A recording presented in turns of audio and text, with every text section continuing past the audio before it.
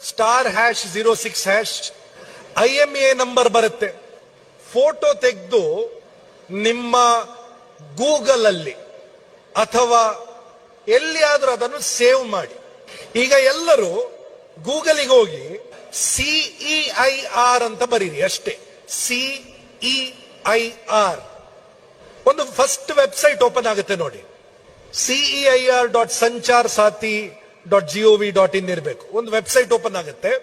ಎಲ್ಲಿಯಾದ್ರೂ ನಿಮ್ಮ phone ಕಳ್ದೋದ್ರೆ IMEI number ಅನ್ನು ಆ ಸೈಟ್ ಅಲ್ಲಿ ಹಾಕಿದ್ರೆ ಇಡೀ ಭಾರತ ದೇಶದಲ್ಲಿ ಯಾರಿಗೂ ಕೂಡ ನಿಮ್ಮ ಫೋನ್ ಅನ್ನು ಯೂಸ್ ಮಾಡಲಿಕ್ಕೆ ಆಗಲ್ಲ. ಕಂಪ್ಲೀಟ್ ಆಗಿ ಬ್ಲಾಕ್ ಆಗಿರುತ್ತೆ. Nobody in this country will be able to put any SIM in that phone and use it. Very simple.